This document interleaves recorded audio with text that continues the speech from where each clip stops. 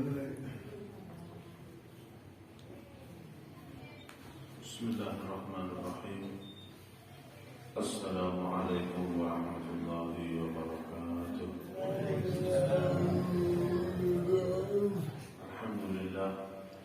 Alhamdulillah rabbil alamin wa afdhalus salati wa atammut taslim ala sayyidina Muhammadin wa ala alihi wa sahbihi ajma'in. Allahumma akhuzna min dhulumatil wahm wa akrimna bi nuril fahm waftah alaina bi nuril fahm waftah alaina bi ma'rifatil ilmi wa sahhil akhlaqana bil hilm waj'alna mimman yastami'una al-qawla fayattabi'una ahsana. Allahumma 'allimna 'ilman naf'ahu bihi awamiraka wa nawahiyaka warzuqna fahman na'rifu bihi kaifa nunajika ya dzal jalali wal ikram. Subhanaka la ilma lana illa ma 'allamtana innaka antal alimul hakim. Rabbi shrah li sadri wa yassir li amri wahlul 'uqdatam min lisani yafqahu qawli. Amin amin ya rabbal alamin. Amma ba'd. Qala Syekhul Mu'allif rahimahullah wa nafa'ana bihi wa bi ulumihi fid dharain amin. Ila an qala wal 'idani wal kusufani wal witru sunanun mu'akkadatun wa kadza rawatibus salati wa duha wa tarawih sunanun laha fadlun wa thawabun 'azim. Di antara sholat yang disunahkan adalah sholat gerhana matahari dan gerhana bulan. Itu disunahkan dikarenakan Nabi Muhammad SAW pernah bersabda, atau kama qala Nabi SAW, inna syamsa wal qamara ayatani min ayatillah. Jadi matahari dan bulan itu adalah tanda-tanda kebesaran Allah Subhanahu wa ta'ala. Di semua alam semesta ini adalah tanda-tanda kebesaran Allah Subhanahu wa ta'ala. Allah menciptakan langit, menciptakan bumi, menciptakan bulan, menciptakan lautan, menciptakan komat, menciptakan sungai-sungai, menciptakan segala macam yang ada di dunia ini. Semuanya itu menunjukkan keberadaan dan tanda kebesaran Allah Subhanahu wa ta'ala. Ya. Menurut ilmu tauhid, bahwasanya segala sesuatu yang ada itu pasti ada yang mengadakan. Tidak ada sesuatu itu ada dengan sendirinya tanpa ada yang mengadakan. Jadi kalau misalnya kita ada sebuah masakan, ada semangkok masakan, pasti ada yang masak. Tidak mungkin ada masakan kita bilang ini ada masakan tapi tidak ada yang masak. Karena mungkin orang masih tidak percaya. Saya punya masakan, tapi masakan ini aneh. Apa anehnya? Tidak ada yang masak. Pasti orang ini mau saya ngomong waras ngomong. Jadi setiap sesuatu yang ada itu harus ada yang mengadakan. Lah, kalau harus ada yang membuat, bukan hanya mengadakan saja, harus ada yang membuat. Nah, semangkok masakan kita tidak percaya kalau tidak ada yang membuat. Apalagi alam semesta semua ini, apalagi laut dan bumi, langit dan lain sebagainya. Itu menunjukkan akan keberadaan Allah Subhanahu wa ta'ala. Makanya di zaman Imam Abu Hanifah ada seorang pendeta yang tidak percaya akan keberadaan Allah. Itu menantang debat. Menantang beliau debat. Ayo, Tuhanmu ada enggak? Buktikan kalau ada. Akhirnya Imam Abu Hanifah mengatakan, kalau mau debat jangan berdua, kita saksikan di depan khalayak ramai supaya lebih tahu mana yang benar, saya atau engkau. Pendetanya bilang, tidak ada Allah Ta'ala. Imam Abu Hanifah, ada Allah Subhanahu wa taala. Tidak usah debat di sini. Kita undang masyarakat supaya tahu yang benar saya atau kamu. Kadang-kadang perdebatan itu perlu disebarkan atau diperlihatkan karena supaya tahu mana yang benar, mana yang salah. Setelah itu diundang masyarakat. Di saat yang ditentukan, di saat yang ditentukan, waktu yang ditentukan untuk berdebat dan sudah ditunggu orang banyak, Imam Abu Hanifah tidak datang. Datangnya terlambat. Akhirnya ditunggu oleh pendetanya sampai pendeta mengatakan, oh ini Imam Abu Hanifah terlambat gara-gara takut berdebat sama saya. Kemarin itu mau lari dari saya. Tidak lama kemudian Imam Abu Hanifah datang. Sehingga rakyat menyatakan kepadanya, wahai Abu Hanifah, kemana? Terlambat. Kamu takut untuk berdebat dengan saya. Kamu tidak bisa membuktikan bahwasanya Allah itu benar adanya. Bukan begitu. Saya tadi itu mau berangkat ke sini, harus melewati sungai dulu. Saya menunggu, tidak ada satu perahu pun yang lewat. Akhirnya saya melihat batang pohon yang sangat besar jatuh, kemudian terbelah sendiri, akhirnya bikin perahu sendiri. Katanya pendetanya, sampai ini sampel tak waras. Kamu ini gila apa waras? Kata Imam Abu Hanifah, yang gila siapa? Saya atau kamu? Wah, perahu aja tidak ada yang buat, kamu tidak percaya bagaimana alam semesta ini? Ya. Bagaimana alam semesta ini? Apa tidak menunjukkan tentang keberadaan Allah Subhanahu wa taala? Menunjukkan keberadaan Allah Subhanahu wa taala. Makanya Nabi Muhammad SAW bersabda, "Inna syamsa wal qamara ayatan min ayatillah. La yankashifani li mauti ahadihima li mauti ahadikum wa la li hayati." Jadi di zaman Nabi itu pernah terjadi gerhana di saat meninggalnya Nabi, di saat meninggalnya anaknya Nabi yang bernama Ibrahim. Kemudian orang mengatakan, ini gerhana ini gara-gara anaknya Nabi Muhammad meninggal. Akhirnya Nabi Muhammad mengatakan, la yankashifani li mauti ahadin wa la li hayati. Dia itu ada gerhana bukan karena meninggalnya seorang atau hidupnya seorang. Ya. Tapi kata Nabi Muhammad SAW, itu adalah tanda-tanda kebesaran Allah untuk menakut-nakuti kalian. Innama yukhawifu bihima ibadah.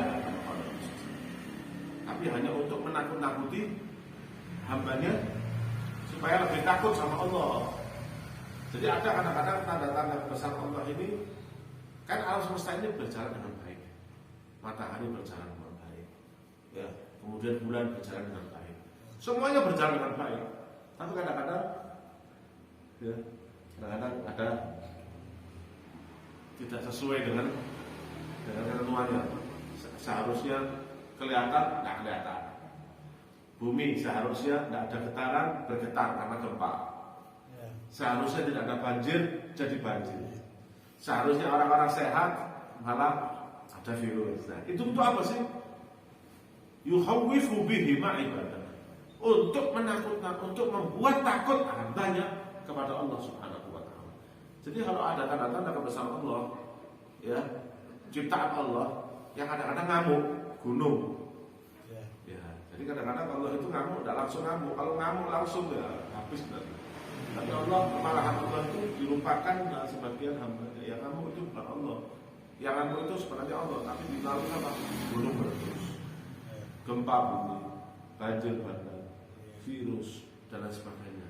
Dan itu takut. Lah, oleh karena itu, karena katanya Nabi Muhammad SAW, matahari ketika ke bulan ataupun gerhana itu untuk membuat hambanya takut, disunnahkanlah sholat gerhana matahari ataupun gerhana bulan. Supaya apa? Nah, kata Nabi Muhammad, kalau kalian melihat gerhana, perbanyaklah istighfar. Akhirul istighfar. Ya, perbanyaklah istighfar. Astagfirullahaladzim. Makanya kalau dia dulu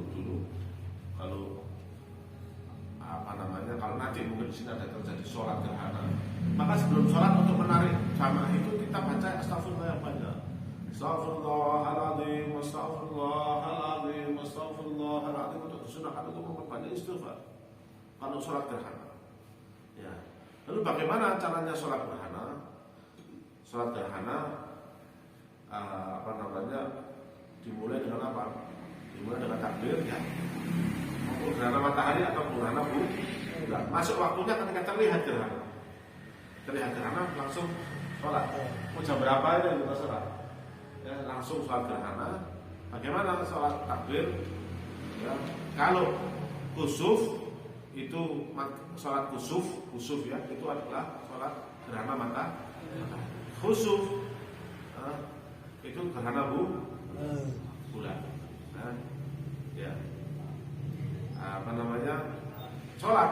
Kalau misalnya sholat kusuf, usolli sunnata atau usolli sholat al-kusufi atau usolli sunnata al-kusufi atau al-kusufi lillahi ta'ala atau makmuman lillahi ta'ala. Ya. Itu takbir. Kemudian imam membaca surat Fatihah, kemudian membaca surat tapi disunahkan yang panjang. Ya, sunahkan yang panjang. Setelah itu rukuknya disunahkan untuk panjang juga. Disunahkan untuk panjang. Kemudian berdiri lagi, baca Fatihah lagi. Nah, jadi tidak langsung tidak berdiri terus sedekap lagi ini dan membaca Fatihah lagi dan surat. Nah, suratnya itu lebih pendek dari surat yang pertama. Setelah itu rukuk lagi, sunahkan untuk panjang dalam rukuknya. Rukuk baru nanti i'tidal, kemudian sujud, ya. Sujudnya juga disunahkan untuk panjang. Kemudian duduk di antara dua sujud, kemudian sujud lagi, kemudian berdiri lagi, dan sama seperti rakaat yang pertama. Itu namanya salat kusuf. Salat kusuf ataupun khusuf. Ya, sunnah itu. Habis itu setelah sholat disunahkan ada yang khutbah seperti khutbah Jumat. Ya. Menurut syaratnya semuanya, rukun-rukun khutbahnya semuanya sesuai dengan persis sama rukun-rukunnya khutbah Jumat. Hamdalah di khutbah yang pertama dan kedua, sholawat kepada Nabi Muhammad SAW di pertama dan kedua, kemudian wasiat takwa di pertama dan kedua, kemudian baca ayat suci Al-Quran di pertama atau di kedua, bebas. Mau di khutbah pertama boleh, di khutbah kedua boleh. Yang terakhir adalah doa untuk kaum muslimin dan muslimat di khutbah yang kedua, disunahkan untuk di akhir khutbah kedua sama, dan disunahkan untuk tema khutbahnya itu membuat hamba Allah itu takut kepadanya. Ini sholat sufran hikmahnya sudah. Kemudian wal idan, sholat Idul Fitri dan sholat Idul Adha itu juga sunnah. Ya. Untuk apa hikmahnya sholat dua sholat Idul Fitri dan Idul Adha? Ya. Untuk apa? Ya. Karena sholat Idul Fitri dan Idul Adha itu dilakukan setelah kita beribadah agak lama dan agak berat. Contohnya apa? Puasa Ramadan. Dari sampai satu Ramadan sampai 29 atau 30 Ramadan kita puasa Ramadan, sholat tarawih, bayar zakat, belum sedekahnya, belum tadarusnya. Setelah itu Allah SWT berikan sholat Idul Adha supaya apa? Menunjukkan rasa syukur. Seperti itu. Tadi itu supaya takut. Sekarang untuk apa? Syukur. Pertama, karena sudah diberikan kenikmatan ibadah. Ya, bayangkan. Bulan Ramadan itu diberikan hadiah kepada kita tanpa kita minta. Tidak ada kita minta untuk beli bulan Ramadan. Tapi itu hadiah dari Allah Subhanahu wa taala supaya kita menjadi hamba yang untuk istilahnya untuk ngecas selama setahun. Nah kita kalau misalnya bukan bulan Ramadan bisa kita sholat 20 rakaat. Sekarang nanti habis sholat isya nanti siap kita sholat 20 rakaat. Tak jadi siap. Kita kira sih siap karena bukan bulan Ramadan, sunnah lain bulan Ramadan. Ya. Kita jangankan sholat tarawih. Karena sholat sunnah isya 2 rakaat itu apa? 2 rakaat apalagi. Tapi kok di Ramadan kita semangat sampai 20. Kadang yang enggak enak, kadang enggak enak badan kok dipasang, saya seneng ya untuk sholat tarawih. Ada kenikmatan tersendiri. Puasa sebulan penuh gitu. Ayo kalau sekarang puasa sebulan penuh, kalau bisa. Nggak bisa. Nah, karena bersyukur sama Allah Subhanahu wa taala, kita ketika selesai ini kita disunnahkan untuk menghadap ke Allah Subhanahu wa taala untuk mengucapkan ibadah, ritual khusus ibadah untuk mengungkapkan rasa syukur kepada Allah Subhanahu wa taala. Dan saling bertemu ya, saling kadang-kadang salam-salaman ya, subhanallah. Kemudian sholat Idul Adha apa nih? Sholat Idul Adha ada ibadah bagi yang pergi haji. Itu haji hampir sebulan. Kadang 23 hari, ada yang 27 hari, ada yang 40 hari mungkin. 40 hari lebih. Kalau Ramadan kita puasa. Bagi yang haji kan ada ibadah. Itu ibadah haji berat. Saya 40 hari. Ya kadang-kadang haji bojone, kami bojone kan lu. 60 gitu. Belum yang punya pekerjaan, menjaga pekerjaan. Sekarang tidak ada orang mau pergi 40 hari. Siapa yang mau pergi 40 hari? Kalau bukan karena ibadah kepada Allah. Dan itulah gerakan hati yang menggerakkan itu Allah Subhanahu wa taala. Padahal kalau bukan pada muslim dan bayar lah, enggak larang kalau. Orang berbondong-bondong ke sana. Ya, untuk pergi ke sana. Saking bagi yang tak mampu itu yang kesusahan, bagi yang mampu dia kesempatan. Senang itu. Ya, senang ibadah. Buat saking nikmatnya, saya pernah punya cerita. Kadang-kadang saking nikmatnya itu tidak kerasa. Saya itu pernah jalan dari Mina ke Mekah. Itu kalau dengan jalan dari Abu Sasar sampai sana maghrib. Jadi sholat asar di Masjidil Haram, setelah Masjidil Haram masuk ke Mina, itu perjalanan sampai sana maghrib atau sebelum maghrib sedikit, berapa jam, 2 jam itu jalan. Nah saya itu jalan balik Mina, Mekah, jalan kaki, tidak pernah naik, tidak bisa naik. Mana apa? Orang kodalan semua.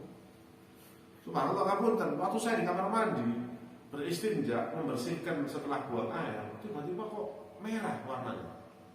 Ternyata karena seringnya gesekan, itu sampai keluar darah. Dan saya tidak terus. Bayangin, saya tidak terus. Karena banyak sampai keluar darah. Di situ saya mikir, ya Allah, memang nikmatnya ibadah haji ini. Walaupun berat tapi nikmat. Ya berat tapi nikmat. Asik. Nah orang yang tidak senang ibadah haji itu karena niatnya. Orang lain niat pergi Mekah ke Madinah untuk tamasya, orang 5 dino senang. Mari ngono. Oh sengkapan tidak boleh. Kebanyakan begitu. Orang kalau pergi haji, ya, bukan jangan niatan tuh dari sini melaku-laku. Nah melaku-laku aja nama Mekah Madinah. Nah Eropa misalnya, enak. Ke Perancis, ke New York, gitu loh. Amerika, Australia, Allah gitu. Nyari orang yang seminggu 5 hari selesai. Lalu kita ke Mekah Madinah ini bukan untuk mau jalan-jalan. Liyashhadu manafi'a lahum. Untuk apa? Melihat, ya, untuk mengambil manfaat dari Mekah Madinah. Mau ibadah. Tapi subhanallah, kalau mau berangkat haji untuk sama syar, untuk jalan-jalan, subhanallah, gak kerasa Mekah Madinah. Sumpah. Subhanallah. Tapi kalau memang kita niatkan untuk ibadah, orang kalau jadi ibadah, capek itu untuk belakang. Ya, karena kita kalau kita umroh, misalnya haji kita berarti umroh aja kita lihat. Kita tawaf itu, ayo tawaf itu jangankan ke ini, dilanggar hidayah, tawaf itu 7 kali, mengges. Nah itu benar. Nah kan mama apa? Karena nih, saya pernah diceritain beberapa orang, diantaranya tukang pijat busa udah itu waktu haji. Ada orang itu sudah mau naik pesawat, tiba-tiba kena stroke. Kena stroke di rumah enak ya. Ini kena stroke mulai pesawat. Petugas haji sudah bilang cara berangkat. Ini bakal repot ya dari sana. Karena memang niatnya mantap. Kita lihat orang kalau sudah niat mau pergi niat ibadah, bukan haji saja. Niat apapun ibadah akan dipermudah. Ini divonis sudah sama dokter, waktu di Jakarta mau naik pesawat kena stroke dadak, akhirnya tidak boleh pergi haji, tapi tetap masa saya memang niat mau pergi haji. Akhirnya kan Bu Sauda itu tukang pijet yang ada di Malang itu, tukang pijet, ahli pijet urat, pijet saraf, ngerti? Akhirnya dia waktu itu haji sama suaminya, Bu Sauda ini haji sama suaminya, izin sama suaminya untuk pijeti bapak ini selama perjalanan ke Saudi. Jadi pesawat, berangkat mulai, saya jamin, insya Allah sampai sana. Akhirnya di pesawat tukar, kan ini kan suami istri, atau bukan suami istri, pokoknya orang ini sakit, kemudian yang sebelahnya namanya tukar, Bu Sauda sebelahnya dipijet. Perjalanan sekitar 12 jam, dipijet sama itu, sampai Saudi waras, haji sampai dulu. Bayangkan, cuman modal pijet, gimana? Modal pijet sama Sauda tadi itu pijet. Bayangkan, dan ada saya dengar dari satu bus di sini di Sukoharjo sekali itu ada orang itu lumpuh, hajinya pakai kursi roda. Begitu melihat Madinah, melihat kubahnya Rasulullah SAW, jalan, padahal berangkat pakai kursi roda, sampai Madinah jalan. Apa? Karena niat. Kita kadang-kadang urusan ibadah, urusan kerja. Leka dunia, insya Allah dimudahkan. Iya. Leka dunia terus ditelatih dunia itu, insya Allah goal apa itu? Rata-rata begitu. Pokoknya berdua niat memang niatnya ibadah. Lek niat jalan-jalan, alamat.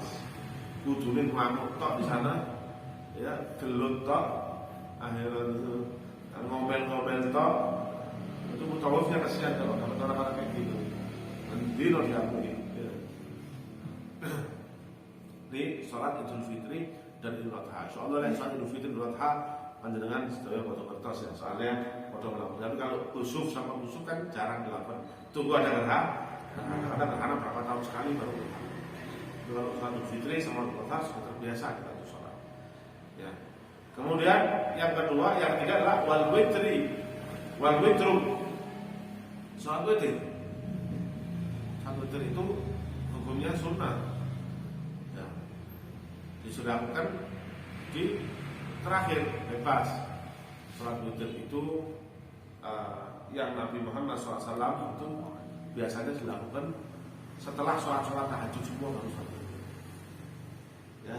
Kalau kita sudah ambil kepastian ini nggak bakal tahajud atau bukan bakal ya, tidak tahajud misalnya, tidak punya kebiasaan tahajud, ya, kadang-kadang malas tahajud, itu sholat witirnya sebelum tidur, karena bangun kadang sudah azan subuh. Yang biasa, yang tidak biasa sholat malam, sholat witir itu setelah isya sebelum tidur.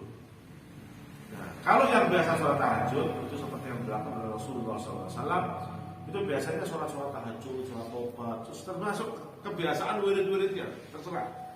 Pokoknya wirid apapun, tahajud, sholat taubat, sholat apapun. Selesai semua tahajudnya, wirid-wiridnya, baru dia tutup terakhir dengan sholat wirid. 3 rakaat, 2 rakaat, satu salam, 2 rakaat salam, kemudian tambah satu lagi, kemudian salam. Nah, sholat wirid. Kenapa? Karena Muhammad SAW bersabda, "Ij'alu akhir sholatikum bil-laili witra."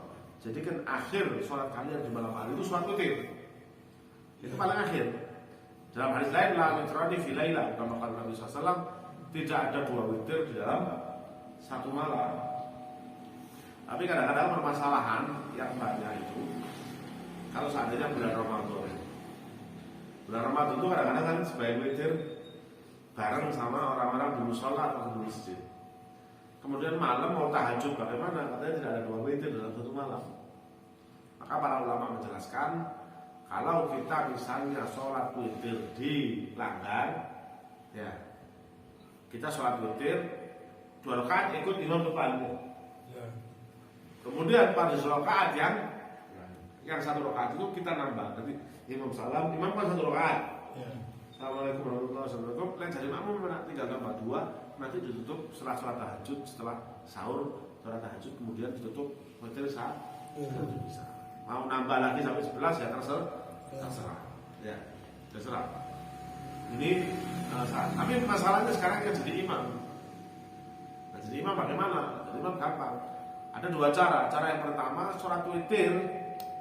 Yang pertama itu diniatkan untuk mengqadha sholat witir yang tidak dilakukan di seumur hidupnya. Sebelumnya. Kan sholat sunnah bisa diqadha. Jadi dia adalah contoh, misalnya saya makmum di sini, dia sholat qadha, qadha witir. Terus salam, nanti malam dia sholat witir dan nas, ya. Atau misalnya dia sholat 3 di sini. Ini cara yang kedua, itu cara yang pertama. Cara yang kedua dia sholat 3 di sini kan, sama makmumnya sholat 3 rakaat.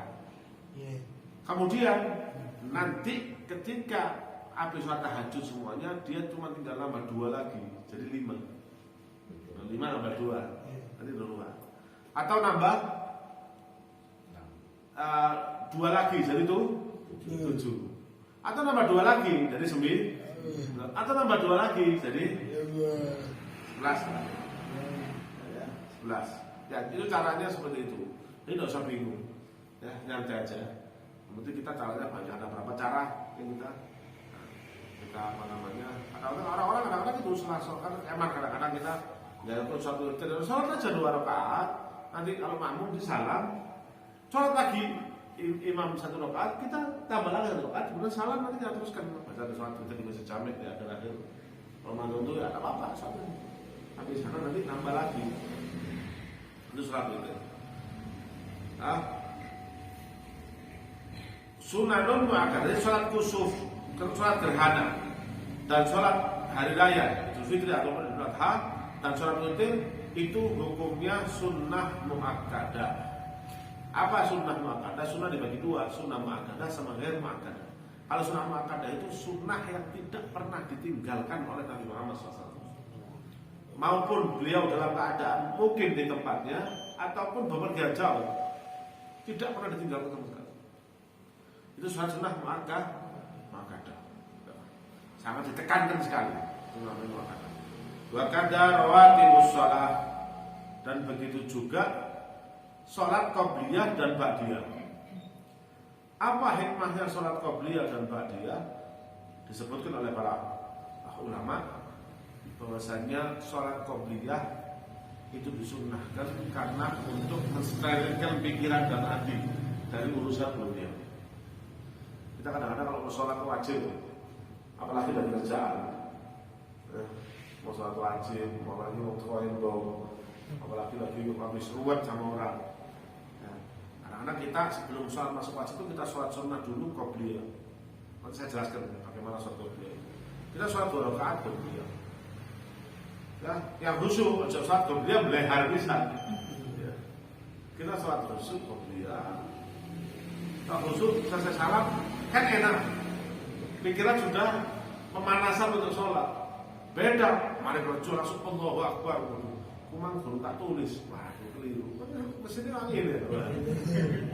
Jadi tidak enak gitu, tidak ada persiapan untuk menuju ke sholat wajib. Kalau di afdal sholat wajib daripada sholat sunnah kan gitu.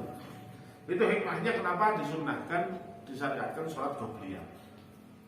Dan sholat ba'diyah disunahkan juga untuk apa? Sholat ba'diyah disunahkan kalau misalnya sholat wajibnya kita ada kurang-kurangnya, kan nggak ada orang yang sholat sempurna kecuali Rasulullah SAW. Orang yang sholat paling sempurna, mungkin ada beleharnya, mungkin ada tak khusyuknya, mungkin ada tidak tepatnya, bukan rukun sama syarat ya. Kalau rukun sama syaratnya yang kurang, tidak bisa pakai sholat ba'diyah, pakai qobliyah apa ba'diyah. Tapi bagi apa? Digodok lagi, diulang lagi. Ya ada namanya, digodok, diulang. Nah, tapi kalau misalnya itu tidak khusyuk, yang tidak membatalkan sholat, ya yang tidak membatalkan atau tidak kurang rukunnya, itu bisa ditutupi oleh sholat sunnah ba'diyah. Ya, tolak-tolek misalnya. Ya, Bismillah mercon.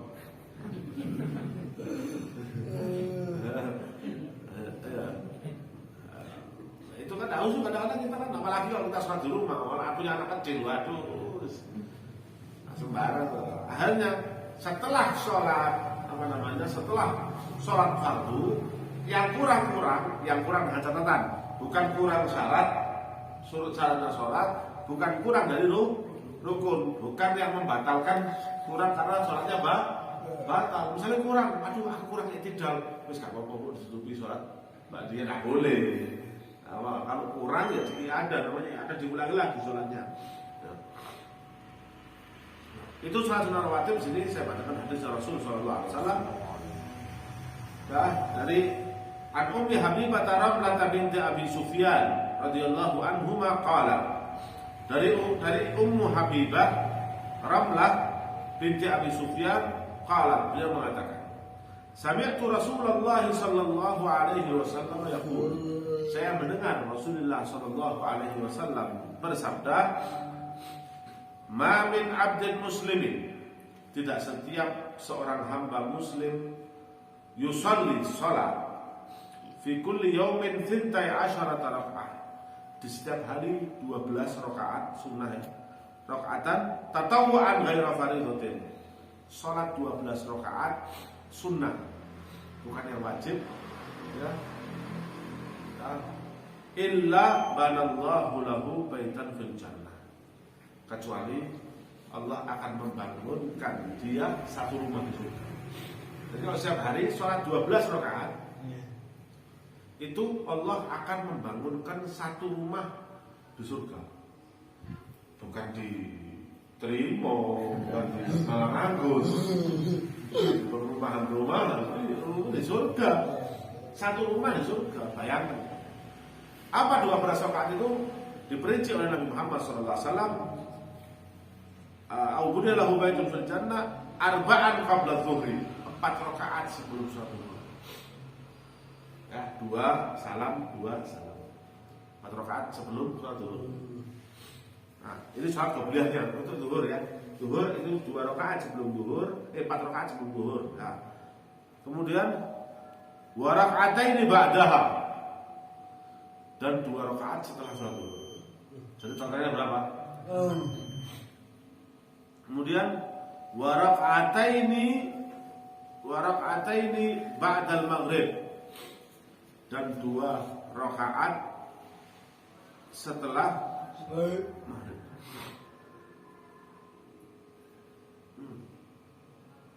Wa raka'ataini ya ba'dal maghrib, 2 rakaat setelah sholat maghrib. Ya, jadi kalau maghrib qobliyahnya tidak ada, yang ada ba'di. Ya. Kemudian berapa jadi totalnya? Wa raka'ataini ba'dal isya, 2 rakaat setelah sholat isya. Ya. Apa? Sebelum isya ini mungkin ini yang dalam hadis ini kan 12. Ada tapi melalui hadis yang lain. Masih asal nanti melalui hadis yang lain juga ada. Ini yang khusus di hadis ini. Yang dapat 12 apa? Bukan artinya cuma 12 ini toh, tapi yang lain ada. Qabla isya ada, tapi dengan hadis yang lain, bukan dengan hadis ini. Kemudian wa raka'ataini qabla sholatil qada, 2 rakaat sebelum sholat sunnah fajar. Dan itu yang paling bagus itu 2 rakaat sebelum sholat sunnah, sebelum fajar. Jadi setelah azan sholat rakaat namanya sholat fajar. Itu kata Rasulullah SAW, raka'atul fajri khairun minad dunya wa ma fiha. 2 rakaat sholat fajar lebih baik daripada dunia seisinya. Artinya apa? Kalau kita memiliki dunia isinya, kemudian ketika sedekahkan, maka amal itu masih kalah dengan sholat fajar 2 rakaat. Makanya orang paling sugih itu apa? Orang yang paling sugih adalah orang yang sholat sunnah fajar. Nah, ini hadis ini 12. Kalau kita sholat itu sudah dapat kaplingan surga. Ada lagi dari yang lain, rahimallahu ra'an shalla qabla al-asri arba'an. Allah merahmati seseorang yang sholat 4 rakaat sebelum sholat asar. Ini namanya qablatul asar. Kalau ba'di asar tidak ada. Yang ada qablatul asar.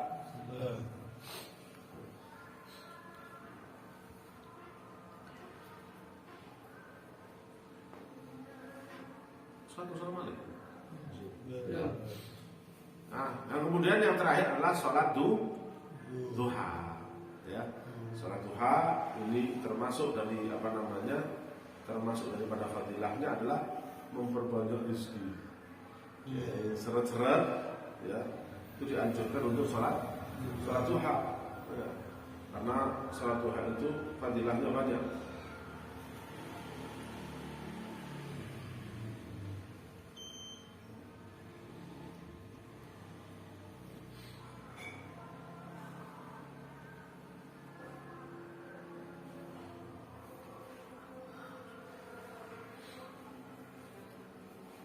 Ya, mungkin ada pertanyaan?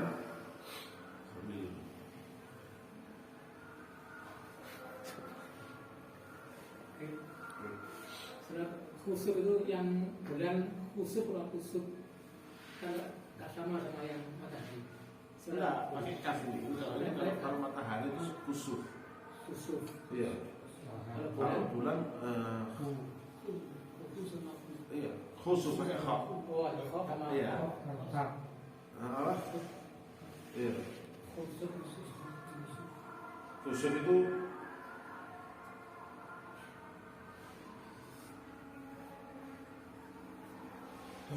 ya, khusuf itu untuk khusuf untuk bulan. Kalau khusuf untuk khusuf untuk matahari, khusuf untuk bulan. Ada lagi?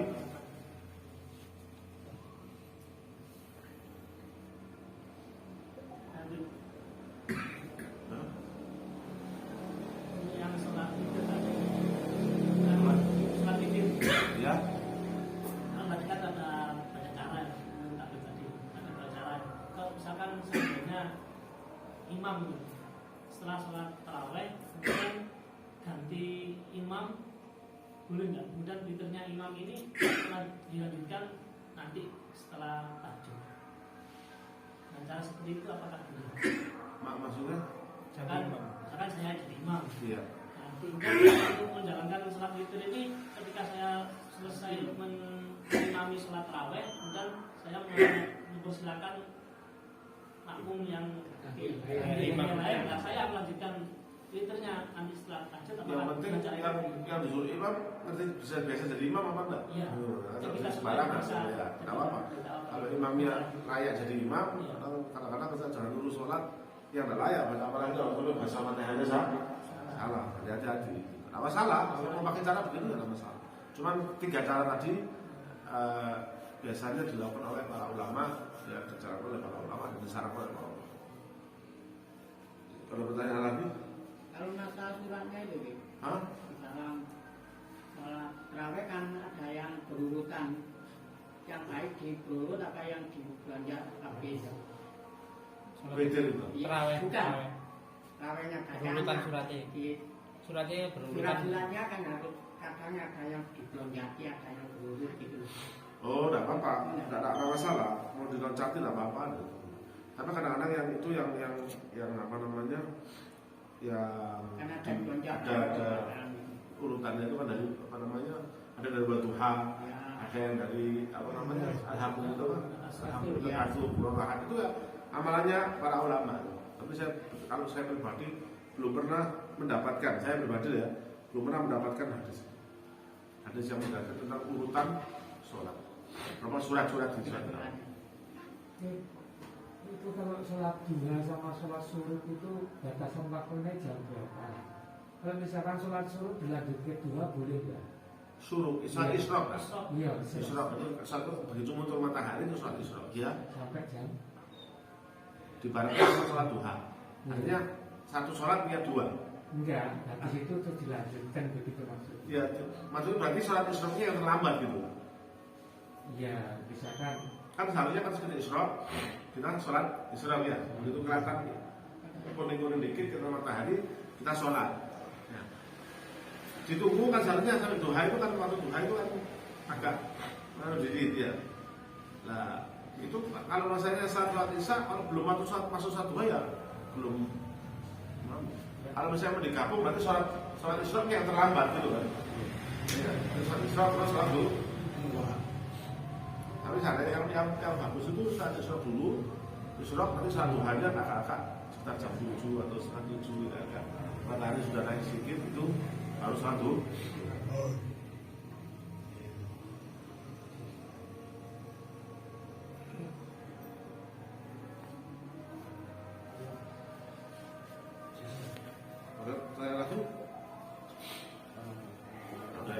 Bismillahirrahmanirrahim. Allahumma lakal hamd.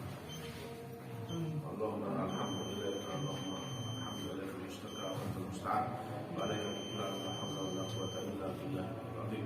Allahumma nas'aluka salamatan fid din wa afiatan fis jasad wa azmatan fil qulub wa taqabbal wa taqabbal wa rahmatan wa barakatuh.